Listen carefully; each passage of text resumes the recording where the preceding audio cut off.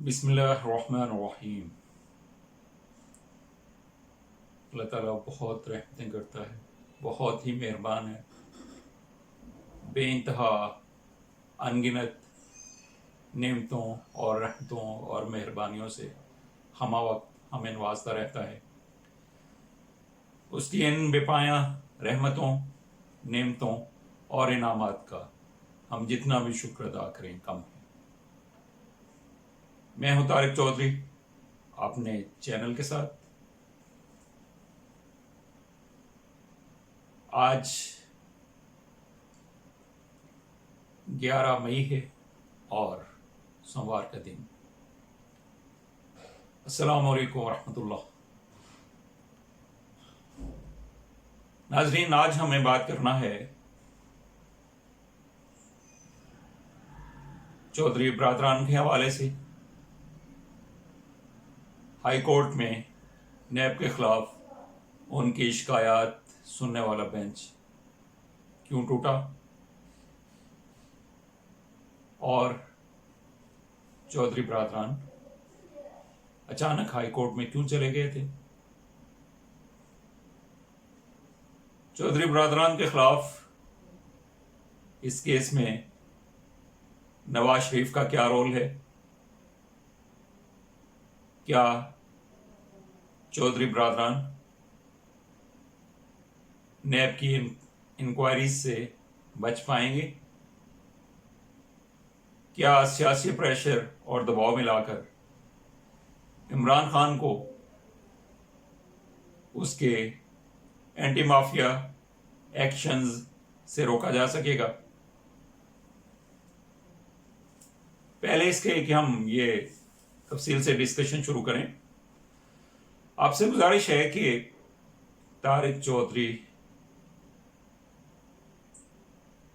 Channel को subscribe कर लीजिए, बेल आइकॉन को भी दबा दीजिएगा ताकि मेरी हर नई आने वाली वीडियो आप तक बर वक्त पहुंचती रहे और जो मालूमात मैं आप तक पहुंचाना चाहता हूं वो आप तक पहुंचती रहे। इसे आखिर तक सुनिएगा, दोस्तों के साथ शेयर भी कीजिएगा और अपने कमेंट से जरूर आगाह करते रहिएगा। तो बात शुरू करते हैं। काफली के सरबराह चौधरी शुजात हुसैन और स्पीकर पंजाब असम्बली चौधरी परवेज इलाही की जानिब से नैब के खिलाफ दरखास्त पर समाअत करने वाला बेंच आज टूट गया। बेंच के रुकन जस्टिस फारूक हैदर ने समाअत से माजरत कर ली। सदर लाहौर हाईकोर्ट बार एसोसिएशन ने जस्टिस फारूक हैदर पर यह एतराज उठाया था कि वो माजी में चौधरी बरादरान के केसेस की पैरवी करते रहे हैं, लिहाजा उन्हें चौधरी बरादरान के हवाले से बनाए गए बेंच का हिस्सा नहीं बनना चाहिए। इस पर जस्टिस फारूक हैदर बेंच से अलहदा हो गए और ये 2 रुकनी बेंच टूट गया। जस्टिस फारूक हैदर के साथ इसमें दूसरे जज मिस्टर जस्टिस सरदार अहमद नईम शामिल थे और यह बेंच 2 जजों पर मुश्तमिल था।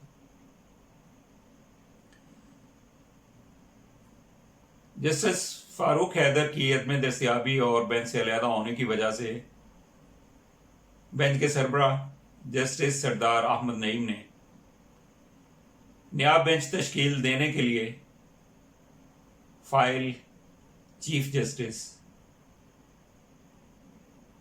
लाहौर हाई कोर्ट को इरसाल कर दी اور چیف جسٹس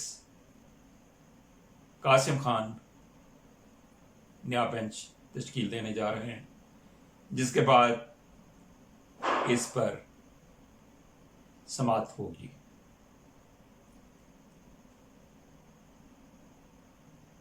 اب اس کے پس منظر کی طرف جائیں تو لگتا یہ ہے کہ نیب کی طرف سے چودھری برادران کو کوئی نوٹس نہیں بھیجا گیا تھا، انہیں کوئی فون کال بھی نہیں گئی تھی، اور نہ ہی نیب کی طرف سے ان کے خلاف کوئی فوری سرگرمی اور تحرک نظر آ رہا تھا۔ تو مسئلہ یہ پیدا ہوتا ہے، سوال یہ پیدا ہوتا ہے کہ پھر اچانک بیٹھے بٹھائے چودھری برادران نیب کے خلاف ہائی کورٹ میں کیوں چلے گئے، جب ادھر سے کوئی سرگرمی اور تحرک تھا ہی نہیں؟ تو پھر بظاہر تو بلا وجہ ہائی کورٹ میں کیوں جانا پڑا؟ کیوں وفاقی وزیر پی ٹی آئی کی گورنمنٹ میں اتحادی کاف لیگ کے وفاقی وزیر طارق بشیر چیمہ کھل کے نیب اور اس سے بھی زیادہ پی ٹی آئی کی حکومت کے خلاف گرجنے اور برسنے لگے، حتیٰ کہ انہوں نے حکومت سے علیحدہ ہونے اور چودھریوں کی عزت پر حرف آنے کی صورت میں اس طرح کی 10 حکومتوں کو چھوڑنے کا اعلان کر دیا۔ اور کامل علی آغا بھی ٹی وی سکرینوں پر بار بار جلوہ افروز ہو کر حکومت کے خلاف اور نیب کے خلاف گرجتے برستے نظر آنے لگے۔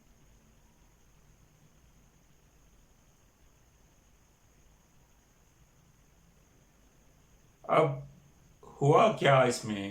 کیوں اتنی تیزی سے یہ سارے واقعات وقوع پذیر ہوئے؟ اچانک کیا ہو گیا کہ چودھریوں کو بھاگم بھاگ ہائی کورٹ کا دروازہ کھٹکھٹانا پڑا؟ تو بات کچھ اس طرح سے ہے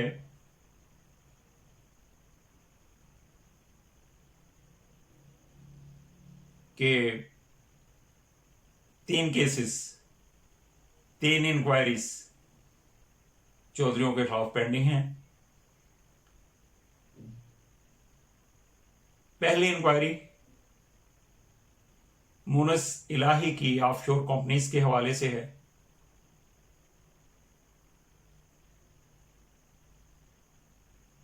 جس پر سپریم کورٹ کی ججمنٹ بھی ہے جو نیب نے دبا رکھی ہے،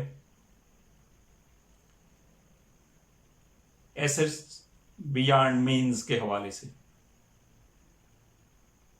دوسری چودھری شجاعت حسین پر منی لانڈرنگ کے الزامات ہیں جو بڑے خطرناک ہیں، اور مستقبل میں اگر یہ انکوائری واقعی اینڈ تک پہنچتی ہے تو یہ الزامات چودھری برادران کے لیے بہت ہی خطرناک اور پریشان کن ثابت ہو سکتے ہیں، اور منی لانڈرنگ کے الزامات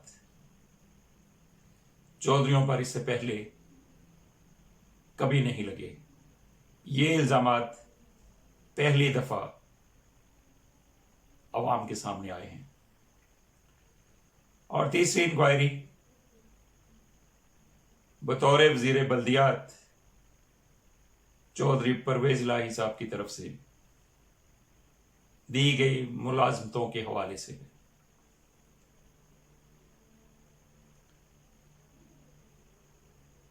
نواز شریف صاحب جب کوٹ لکھپت میں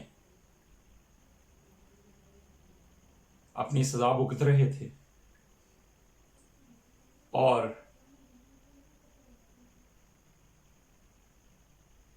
نیب کی ٹیم انکوائریز کے لیے ان کے پاس آتی جاتی رہتی تھی۔ انہی دنوں ان کے پاس ایک رپورٹ آئی، نواز شریف کی طرف سے دی گئی 90 ملازمتوں کے حوالے سے، جو قواعد و ضوابط پر پورا نہیں اترتی تھی۔ اس کی تفتیش کے لیے جب وہ کوٹ لکھپت جیل میں نواز شریف صاحب سے ملے، ان سے انکوائری کی، تفصیلات طلب کی، اور یہ پوچھا گیا کہ جب پرویز الہی صاحب آپ کے وزیر بلدیات تھے تو ملازمتیں، یہ جو زیر بحث ملازمتیں ہیں، یہ آپ نے دلوائی تھیں کہ پرویز الہی صاحب نے یہ کام کیا تھا؟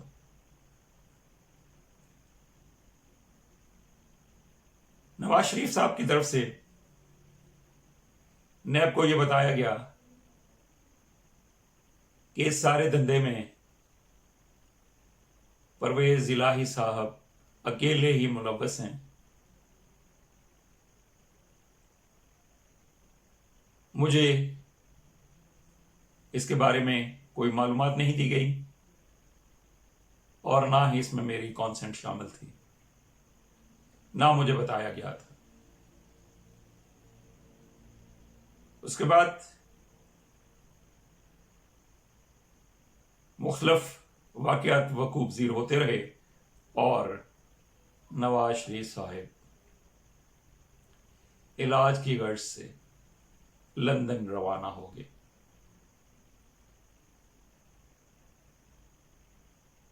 لاہور آفس کی یہی فائل جو 3 دفعہ کے سابق وزیر اعظم اور 3 دفعہ کے ہی سابق وزیر اعلیٰ نواز شریف کے انکشافات پر مبنی ہے، چودھری پرویز الہی کے خلاف وہ فائل چیئرمین نیب کے پاس بھجوا دی گئی تاکہ وہ اس پہ کوئی آرڈر کر سکیں۔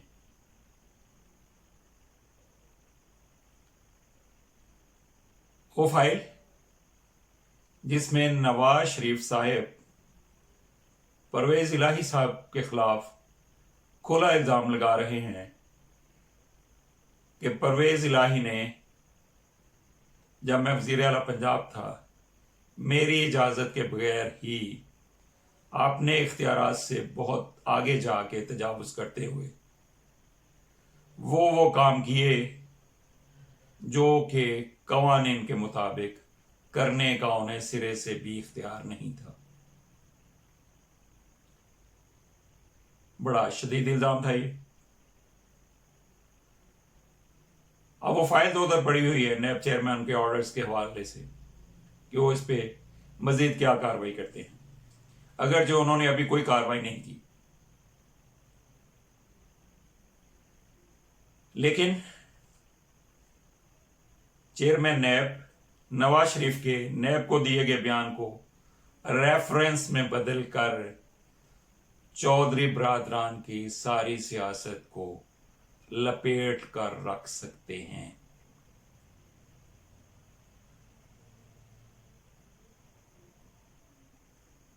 اور یہ ایک بہت خطرناک تلوار ہے جو چودھری برادران کے گرد لٹک رہی ہے۔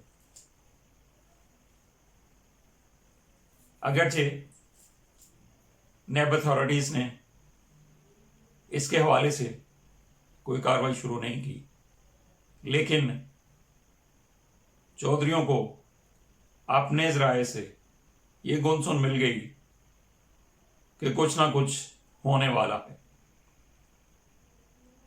لہذا وہ باغم باغ ہائی کورٹ میں چلے گئے نیب کے خلاف، تاکہ اس سے پہلے کہ نیب نواز شریف کے دیے گئے بیان کو रेफरेंस में बदल दे और उन्हें कॉल कर ले, उन्हें नोटिस भिजवा दे, उससे पहले ही नैब अथॉरिटीज को इस काम से बाज रखा जा सके। 85 में नवाज शरीफ साहब पहली दफा वजीर आला बने, फिर निगरान वजीर आला बने और 88 में तीसरी बार वजीर आला पंजाब बने। तो परवेज इलाही भी उनके वजीर बल्दियात थे और कई साल तक वो वजारत को एंजॉय करते रहे। उसी दौर में मोहतरम परवेज इलाही साहब ने बड़े कलीदी ओहदों पर अपने बंदों को भर्ती किया, बगैर किसी इश्तिहार के, बगैर किसी इंटरव्यू के और बगैर वजीर आला की कॉन्सेंट के, बगैर वजीर आला की रिटर्न रिकमेंडेशन के